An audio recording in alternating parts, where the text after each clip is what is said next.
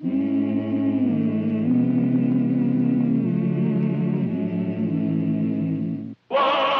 Earp, Wyatt Earp, brave, courageous, and bold. Long live his fame, and long live his glory, and long may his story be told.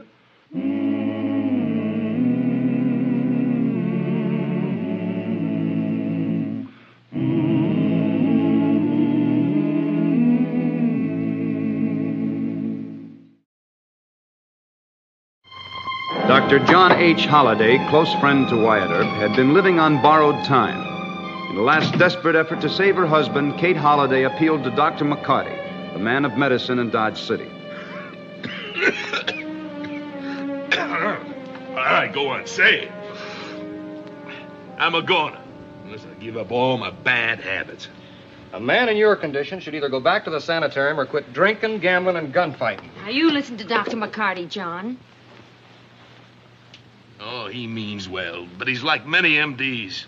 They taught him rules and regulations in medical school. I know, I graduated from a school of dentistry. And my professors were also a bunch of textbook idiots. We're getting nowhere, Miss Kate. Well, it's your life, what there is left of it. Oh, Wyatt. John won't listen. What am I going to do? Well, He won't last a month if he goes on this way. I've done all I can. Miss Kate, Doc is an exception to most rules. Well, even the last time he left the hospital, they said he wouldn't last 2 weeks. You and John, you always stick together. I sent for you as a last resort, and now I'm through arguing. I'm leaving John today, and for good. Well, now, you don't mean that. Mean it? I'm going to the bank and get my money. All of it. You take care of John. He'll get no more help from me.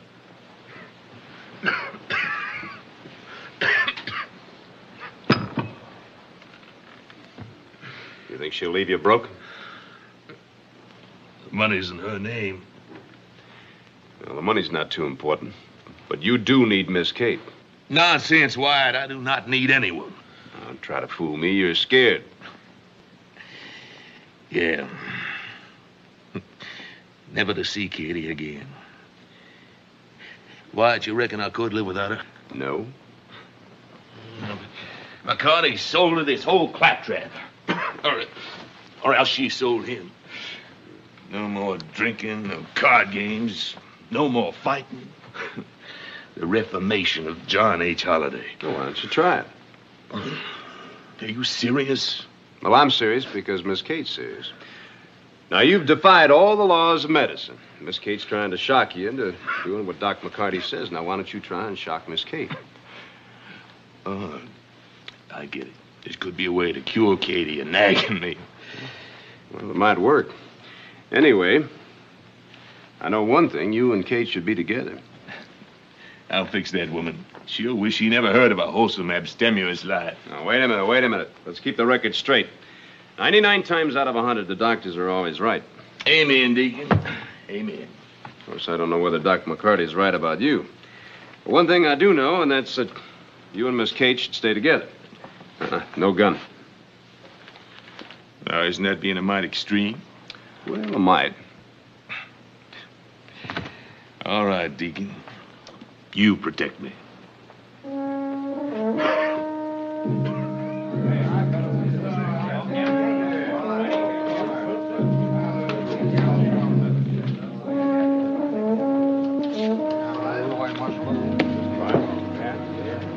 Ten more minutes, I'm closing the game. What? This time of day? There'll be no more gambling for me.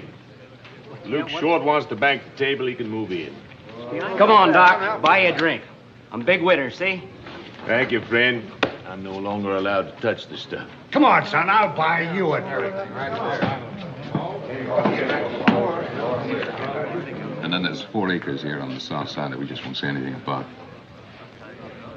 Not in here, Leving. What do you mean? I mean, I still own half this saloon. You swindle your greenhorn friend outside. But I'm buying a ranch from Mr. Leving. Who are you, sir? Never mind, Mr. Stebbins.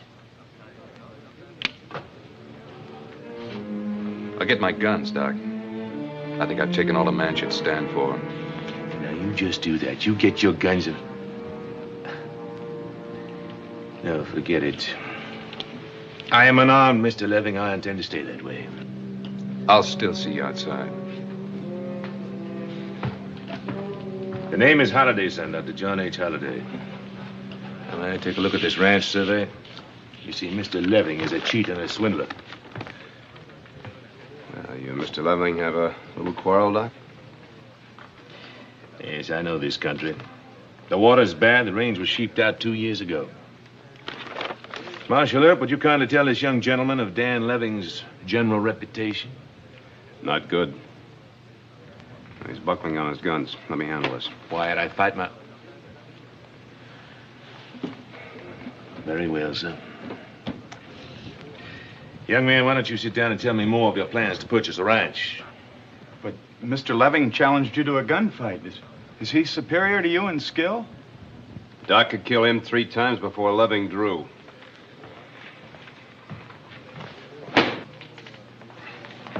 Just a second, Mr. Leving. Stay out of this. Now go for him. I got no fight with you. And check your guns or get out of town. You're lucky Doc isn't wearing a gun. You'd be dead. He ain't proved that. Besides, I hear you do all his shooting for him. Told you to get out of town fast.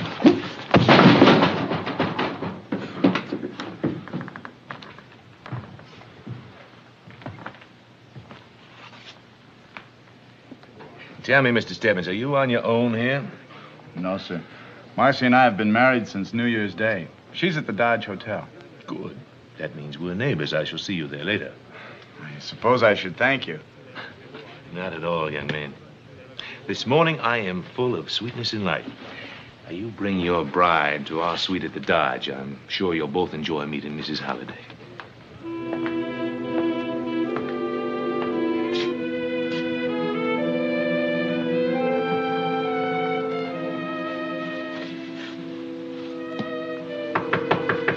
Who is it? Ralph Stebbins and Mrs. Stebbins. Just a minute.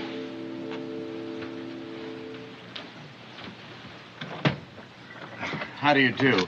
We came to see Dr. Holliday. He invited us. Are you Mrs. Holliday? Yes, but Dr. Holliday isn't in. We saw Marshal Earp on the street just now. That's right. He told us that Dr. Holliday would be here any minute. Well, I'm packing. But you folks make yourselves comfortable. Come right in. You can sit over there. You explain, dear. Oh, no, Marcy, you tell it. Well, Mrs. Holliday, your wonderful husband kept Ralph from being cheated. At Faro. Farrell? That's a card game, dear. Oh, no, Dr. Holliday closed the gambling. He doesn't believe in gambling or in drinking or... Are you sure you have the right man? Dr. John Holliday? Oh, yes, ma'am. A southern gentleman from Valdosta, Alabama. Georgia, I think. Well, anyway, this man Leving wanted to sell us a ranch for $10,000. But Dr. Holliday told Ralph the man was a cheat. And that's not all, Mrs. Holliday. When Leving went for his guns, Dr. Holliday refused to fight. Out of sheer kindness. Marshal Earp told us that Dr. Holliday could kill this Leving 3 times before he drew his gun. A man of honor who wouldn't take advantage. Well, yes. Since we've been in Dodge City, John has often avoided gunplay. He doesn't like to embarrass Wyatt. I mean, Marshal Earp. But mostly on your account, I'm sure. That's right, hon. All those other men were drinking, but Dr. Holliday drank only water, even if it was stale and tasted awful. And the dear man said he wanted to be a guardian angel to us. He said that?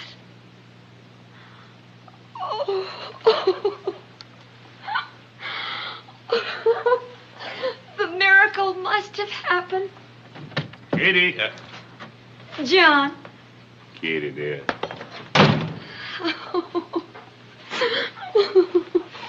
You'll have to excuse us. Mrs. Holliday does not quite feel like herself. You see, there's been a death in the family. Katie, dear, before we finish all this packing, there's some errands to be done. Oh, I'm sorry. We didn't know. Dr. Holliday, this is my wife. Well, how do you do, Mrs. Stebbins? It's a beautiful child, Ralph. Now, please don't go. Katie, dear, We have overlooked our contribution to the church and to the town charity fund. Now, I suggest $500 to each. More if you approve. Come on out, Holliday, and bring your gun. It must be Dan Leving. He sounds a bit under the influence, poor fellow. If you'll excuse me. John, wait, don't go. I'll get your gun. No, Katie, no. This time I shall reason with Leving. Mrs. Holliday. I said come on out, or I'll come in after you.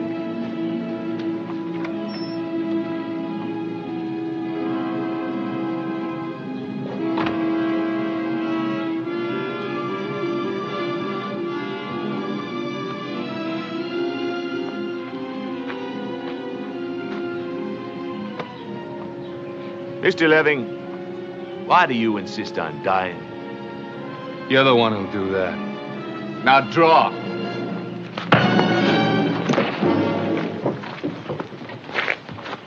Oh, John, dear. No gun? Search me. Maybe Dr. Holliday's too angelic, Miss Kate. No. You take that man to jail and keep him there. Yes, sir. Doctor, you wait in the hotel until I get back. There's plenty more just like him. We'd better do as we're told. Kitty?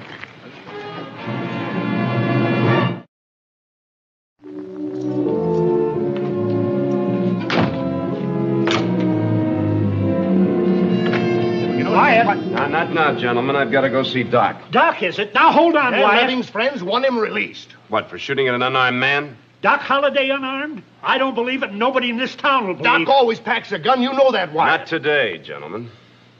As a matter of fact, he hasn't had a drink or lifted a card.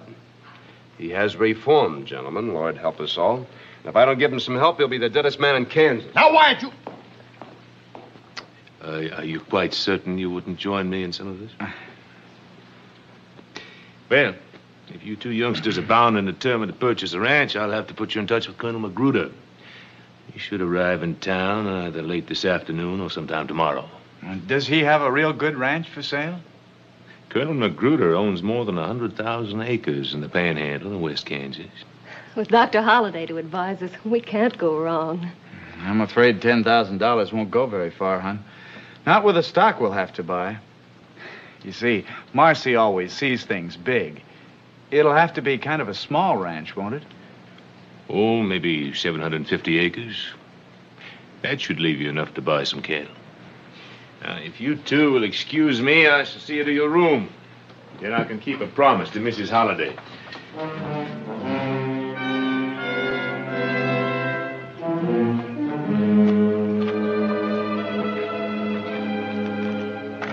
Hello, Wyatt. Where have you been? Been in conference with Ralph and Marcy Stebbins. You know, they're real nice kids. Where do you think you're going? Over to see Parson Clark. Have to check on Katie, make sure she gave him our donation. And you relax, Wyatt. Remember, he is thrice armed who walks with righteousness. Kelly and Tobin say I have to dismiss charges against Leving.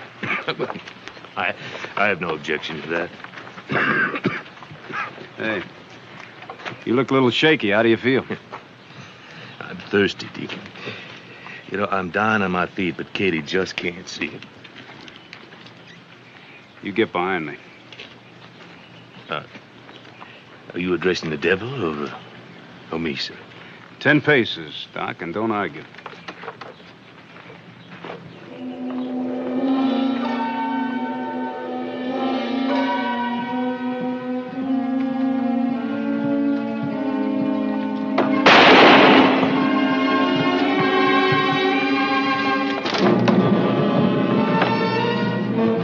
Lock him up.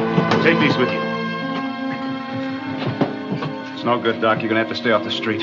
Nonsense. You stay off the street. Well, here, and use this. No. No, thank you, Wyatt. I'm going to teach Katie a lesson. Even if she's a widow before she learns it. Well, you head straight for the parsonage and I'll cover you. Go on. Here he comes.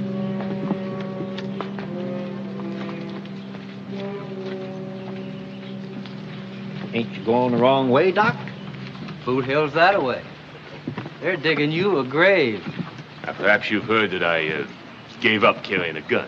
Oh, you're healed, eh, Doc? Why don't you reach for yours and find out? He's bluffing. Won't make no difference anyway. Oh, now, it'll make a difference, all right. Raunchy, I've already put lead into you. In Tex, I ran you out of the Long Branch. But you, sir, you're a stranger here. Now, why don't you start it? We'll all start it. Now. Down, Doc! Wyatt, is John hurt? Oh, my dearest. Wyatt, he's been hit. Oh, no, Katie, I'm all right. He's not all right. 5 men have tried to gun him down since you and I talked him into going unarmed. Now, Shotgun, I want you and Pete to take Doc over to the hotel and see that he goes to bed. What about these here fellers? You let them lie there until their friends pick him up. Now, you stay close to Doc. If anybody makes a move for a gun, you shoot first and ask questions later. I'm proud of John. I'm glad he's reformed. Miss Kate, I'm just glad he's still alive. Come on, Doctor. Dan Leving in jail and 4 men shot all over Doc Holliday. I know, Wilbur, We're going to release Levy. That's not enough. You're hiring Earp and his deputies to help Doc in gunfights? Now, you listen to me, Wilbur. Holliday's a scoundrel and he'll never be anything else. Furthermore, Doc's trying to swindle a couple of greeners. That's all, Mr. Wilbur. Huh? I don't like you. You leave my office. Now, Wyatt. You're getting too big for your britches, Earp. I said get out. Got a lot of crust. Accusing Doc of swindling. He's hand in glove with Leving. Now, wait a minute. Doc is trying to reform on Miss Kate's account. I told him to hang up his guns. Now, you expect me to stand by and watch him cut down like a horse with a broken leg? Now, listen to me, Wyatt. Jim. You hold your temper. I'm sorry, Judge. Nobody believes that Holliday's reformed. You believe it yourself? Well, I think he's trying. Oh, Reformation, blah. We warned you about Doc Holliday. Now he's got the whole town in an uproar. I know, Mr. Kelly. Miss Kate threatened to leave him. Wyatt, be sensible. You're Marshal of Dodge. You're not paid to meddle in the domestic affairs of Kate and Doc Holliday. Yes, sir, but don't you see that? I'll have no more arguments. I'm mayor of this town. Turn Leving loose and stop associating with the Hollidays. Mr. Kelly, you and Mr. Tobin have the power to release Leving. But you can't pick my friends and you can't tell me when to leave them in a lurch. Mr. Earp, we've got to talk to you. Hey, it's poor Dr. Holliday. Show him the mining stock, Ralph. Mining stock? Dr. Holliday thinks he's going to have a fatal illness. He wants to sell us his share of the Sister Lode mine. It's in Nevada. He says it's worth $20,000, but he's willing to sell it to us for $10,000. Let me see that stock. Gold mine stock. Cheating 2 innocent greeners. Don't harp on it, Jim. Here's the bench warrant for Holliday's arrest. Whoa, babe. Hiya, Colonel. Hi. Take care of the horses, boys. I'm going to find my good old friend, Doc Holliday. Where do you think he'd be at, Hey, try the Long Branch, Colonel. Well, if I don't find him there, I'll sure locate some bourbon and branch water. I'll take care of your rig for you. Yeah, thanks.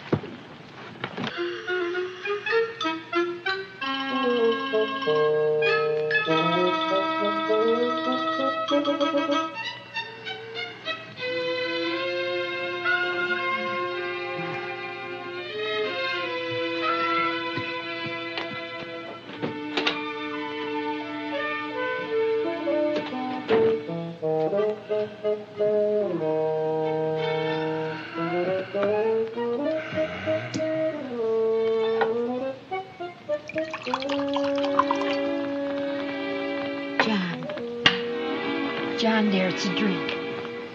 A drink? Did you say it? Here, John. A drink? I was wrong. You're hard to take with it or without it. Oh, bless you, Katie. Would you like a cigar? Light me one.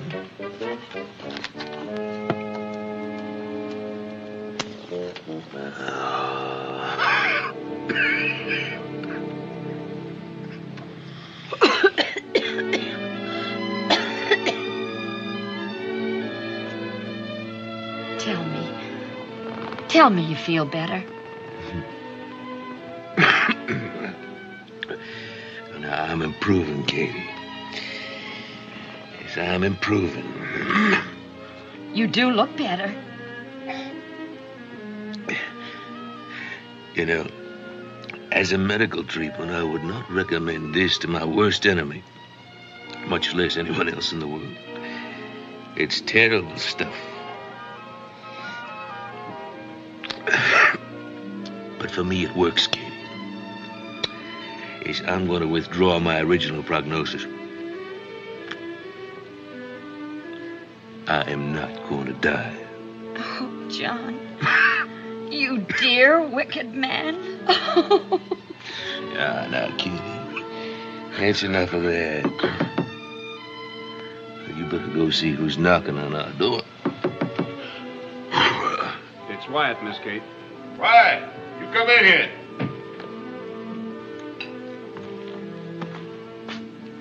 Wow.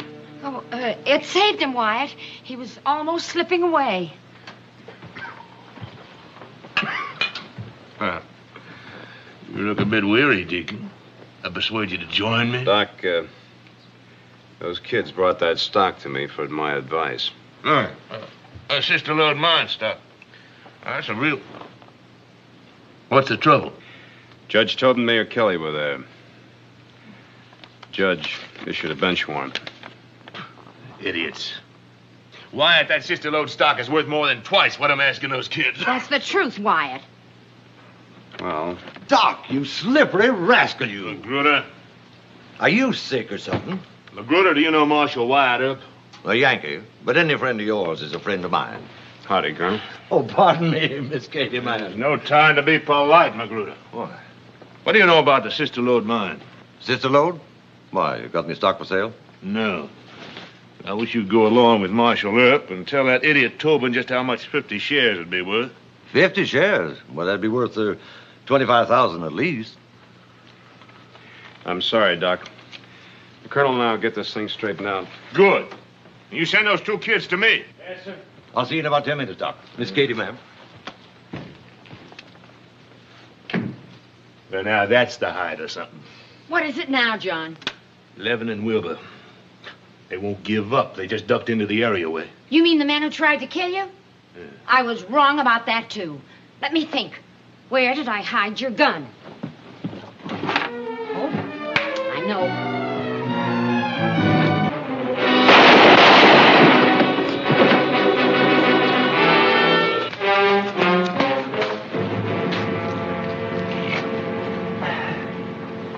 Well, you got both of them, Doc.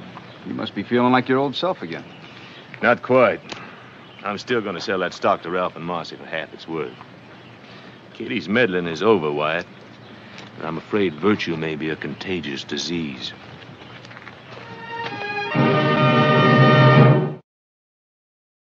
Well, he cleaned up the country, the old Wild West country. He made law and order prevail.